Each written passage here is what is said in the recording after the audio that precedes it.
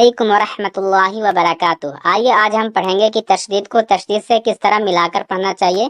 तशदीद के बाद जब तशदीद आता है तो बहुत से लोगों को पढ़ने में दिक्कत होती है। हो सकता है आपको भी दिक्कत हो, इसलिए आप इस वीडियो को जरूर देखें और पूरी वीडियो देखें, तभी आपको बात समझ में आ पाएगी।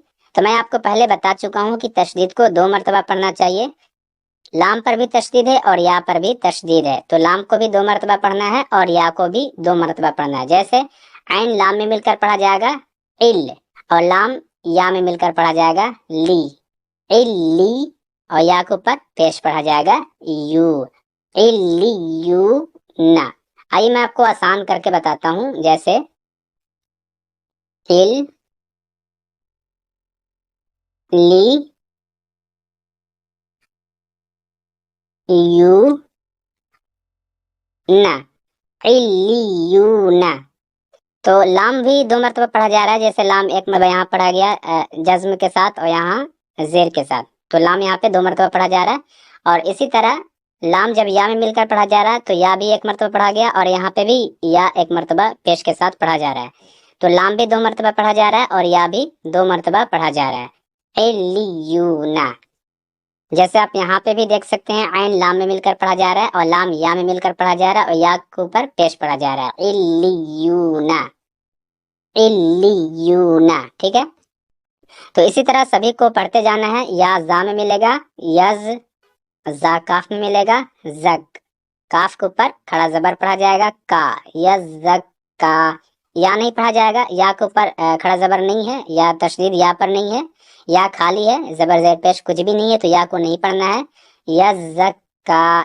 इसी तरह या को जाल में मिलाना है और जाल को काफ में मिलाना है और काफ के ऊपर जबर पढ़ना है। यज जक का रू, यज का रू।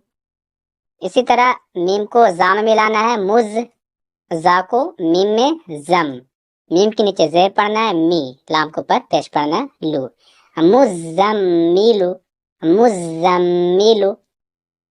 मीम को दाल में मिलाना है, मुद, दाल को सा में मिलाना है, दस, सा के नीचे जेर पढ़ना है, सी, मुद्दस्सी, और आ के ऊपर पेश पढ़ना है, रो, मुद्दस्सिरु। इसी तरह ऐन को लाम में मिलाना है, इल, फिर लाम को या में मिलाना है, ली, फिर या को या में मिलाना है, यी, इल्ली, नून के ऊपर जबर पढ़ना है, ना, इल्लीना, इल्लीना। इसमें आपको दिक्कत हो सकती है, तो इसको गौर से देखें। आइए मैं आपको कुछ मुश्किल वर्ड लिख कर देता हूं। जैसे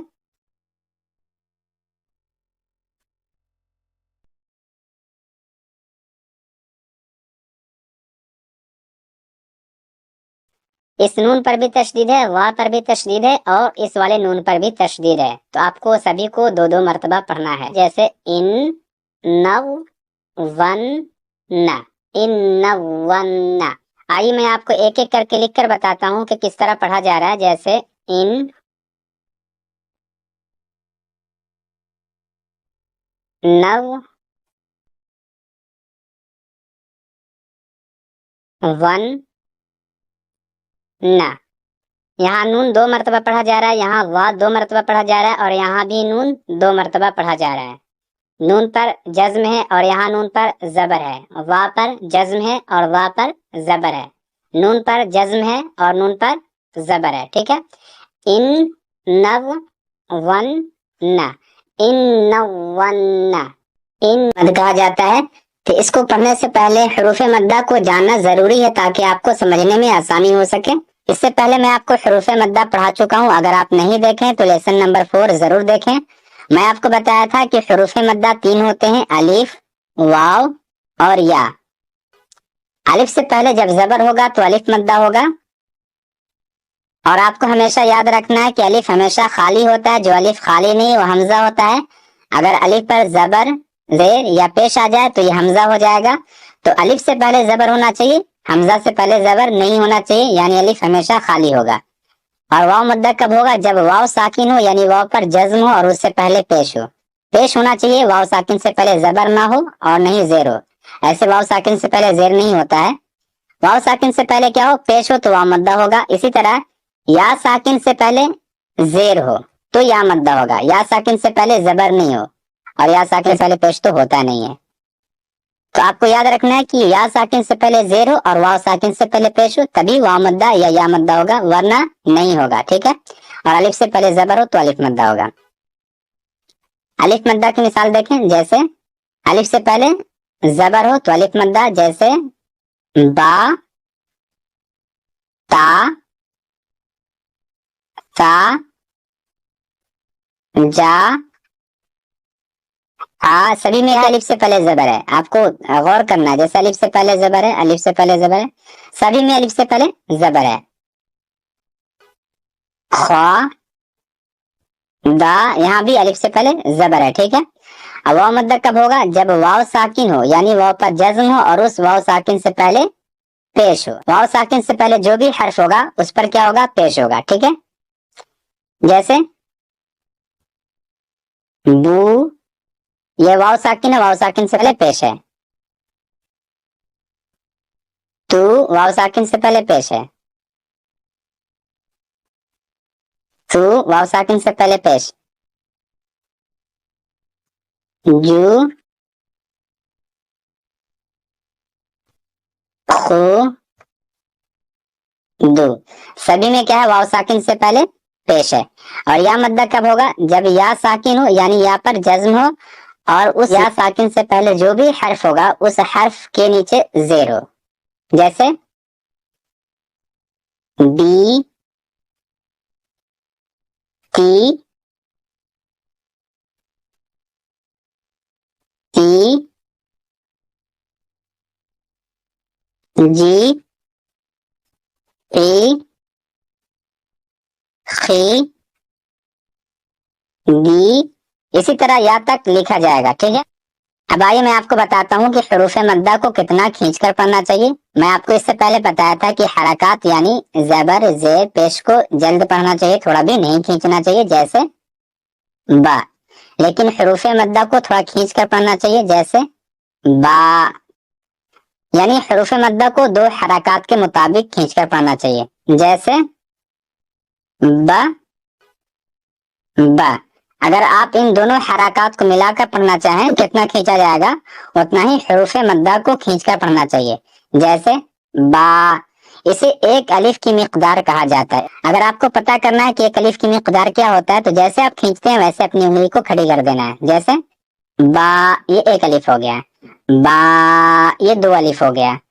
बा, ये तीन अलिफ हो गया। बा, ये चार अलिफ हो गया। तो इस तरीके से आपको पता लग जाएगा कि एक अलिफ कितना होता है, दो अलिफ कितना होता है, तीन अलिफ कितना होता है। तो हुरूफ मद्दा को एक अलिफ की मिकदार खींचना है। आइए अब मैं आपको बताता हूँ कि कुरान पाक में इस तरह निशान क्यों बना होता है।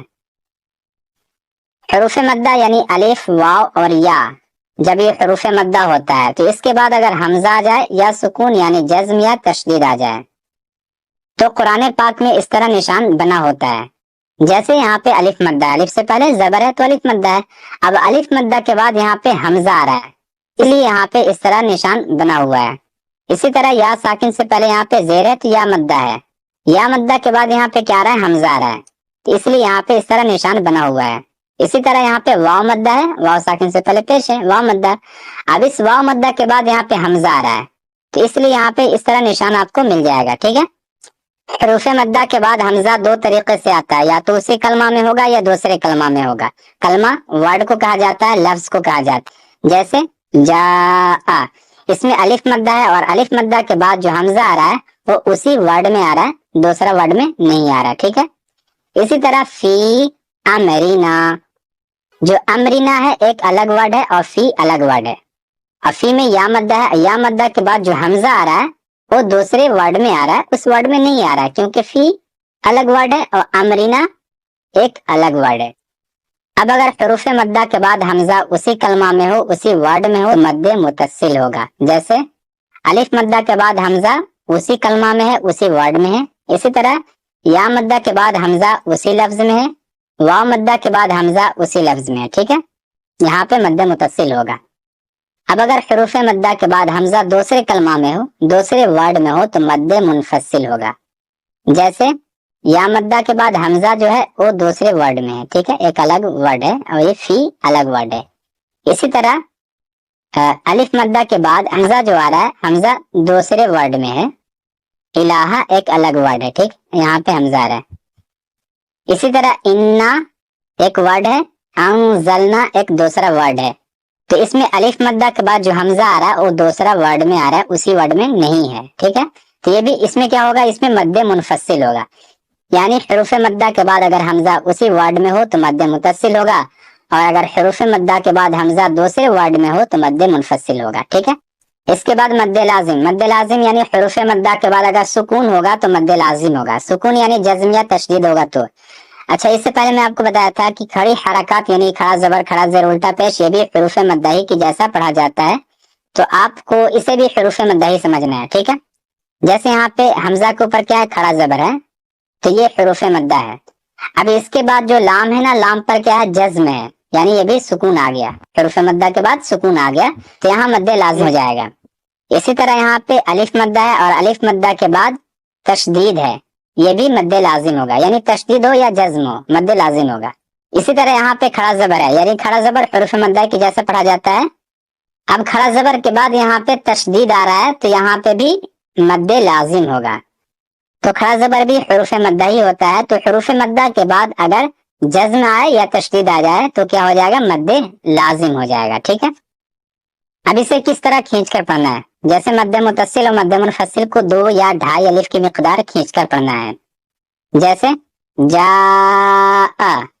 اگر آپ انگلی پہ گن کر پڑھنا چاہتے ہیں تو پڑھ سکتے ہیں، جیسے جا، 2 الف کی مقدار ہو گیا۔ اسی طرح سیئت، سیئت، سوء، سوء، 2 الف کی مقدار ہو گیا، ٹھیک ہے۔ اب اسی طرح اگر آپ مد منفصل کو بھی دیکھنا چاہیں تو دیکھ لیں، فی امرینا، فی امرینا، ٹھیک ہے۔ لا الہ، لا الہ، انا انزلنا، انا انزلنا، اس میں بھی 2 الف کی مقدار میں کھینچا، ٹھیک ہے۔ اچھا، اس کے بعد ہے مد لازم، مد لازم کو 3 الف کی مقدار کھینچ کر پڑھنا چاہیے، ٹھیک ہے، جیسے آل آن، آل آن، ٹھیک ہے۔ اسی طرح حاجوک، حاجوک، والصافات،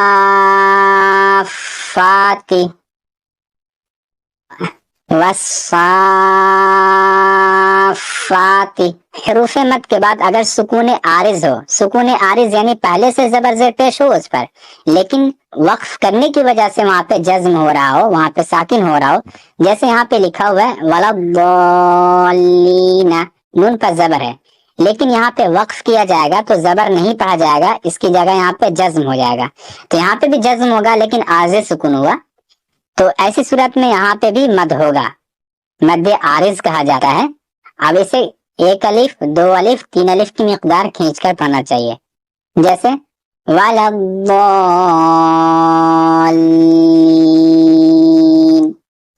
اسی طرح حروف لین کے بعد اگر سکون عارض آتا ہے تو بھی 1 الف، 2